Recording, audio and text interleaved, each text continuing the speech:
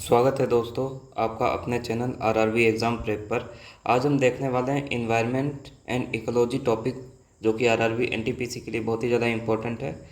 वहाँ से हम देखेंगे कुछ प्रीवियस ईयर के question for RRB NTPC and other RRB exams. देखिए, पहला क्वेश्चन जो हमारा है, which of the following is an in situ conservation measure India. निम्न में से भारत द्वारा कौन सा इन सीटू संरक्षण उपाय अपनाया गया?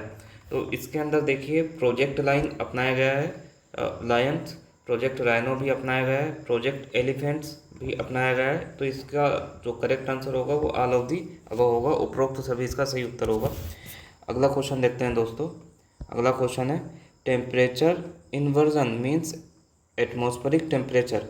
तापमान प्रतिलोम का अर्थ है वायुमंडलीय तापमान। मतलब जब टेम्परेचर इन्वर्जन की बात होती है तो एटमॉस्फेयर जो है, वायुमंडल है, उसके तापमान में क्या बदलाव आता है उसके बारे में पूछा गया है। पहला ऑप्शन देखिए, ऑलवेज इंक्रीजेज विथ एल्टीट्यूड, ऊंचाई के साथ हमेशा।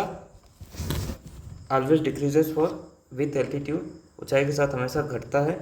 ऑलवेज इंक्रीजेज विथ एल्टीट्यूड, ऊंचाई के साथ हमेशा बढ़ता है। रिमेन सेम, समान रहता है। ईदर इंक्रीजेज और डिक्रीजेस, कभी बढ़ता है कभी घटता है। तो इसका जो सही उत्तर होगा वो होगा कभी घटता है कभी बढ़ता है, ऑप्शन डी।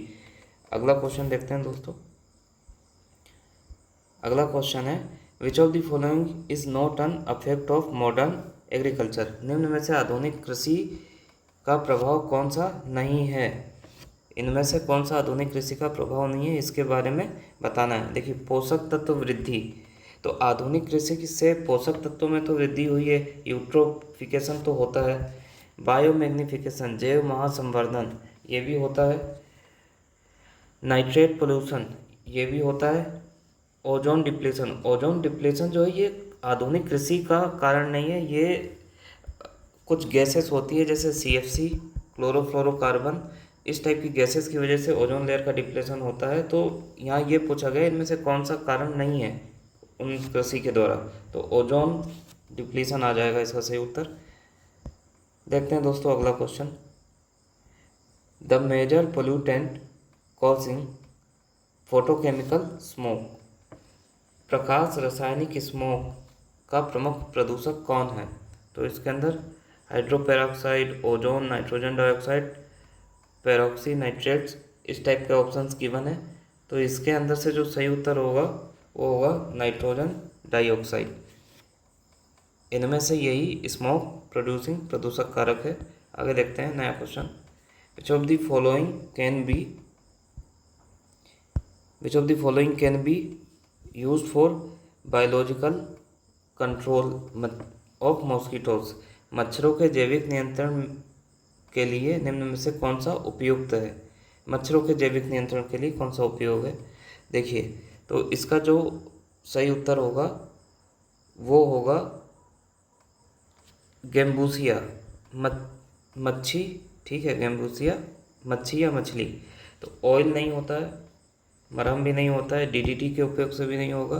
गैम्बूसिया मछली से मच्छरों का जैविक नियंत्रण हो सकता है, मच्छर बढ़ने से रुक सकते हैं। ये मछली उनके अंडों को खा जाती है। आगे देखिए, India's first national Park was, Bharat का पहला राष्ट्रीय उद्यान था, कौन सा था? इसके बारे में बताना है। देखिए, ऑप्शन हमारे दे रखे हैं, gym Corbett National park, Kanha national park, Kaziranga national park, गिर नेशनल पार्क। तो इसमें से जो सही उत्तर होगा वो होगा आपका Jim Corbett National Park, Jim Corbett राष्ट्रीय उद्यान। आगे देखिए, Dobson unit DU is defined as the layer of ozone of thicker at STP. The thickness of the ozone layer is typically expressed. तो इसमें ओजोन लेयर की thickness के बारे में पूछा गया है कि किस में वो एक्सप्रेस की जाती है। तो इसके अंदर डॉप्सन यूनिट इसका सही आंसर आएगा। इसके बाद देखते हैं, the Ramsar convention deals with, Ramsar convention किससे संबंधित है इसके बारे में पूछा गया है।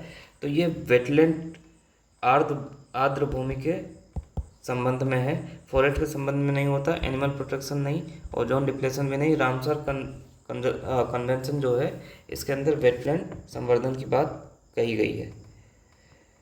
देखते हैं दोस्तों अगला क्वेश्चन।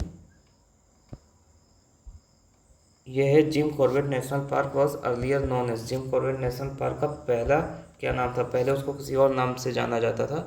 तो इसका आएगा हेली नेशनल पार्क, इसका सही उत्तर हो जाएगा। हेली नेशनल पार्क के नाम से जाना जाता था। क्वेश्चन नंबर 10 देखिए, the unit of measuring thickness of ozone layer. तो डॉप्सन यूनिट होता है, हम पहले इस क्वेश्चन को देख चुके हैं।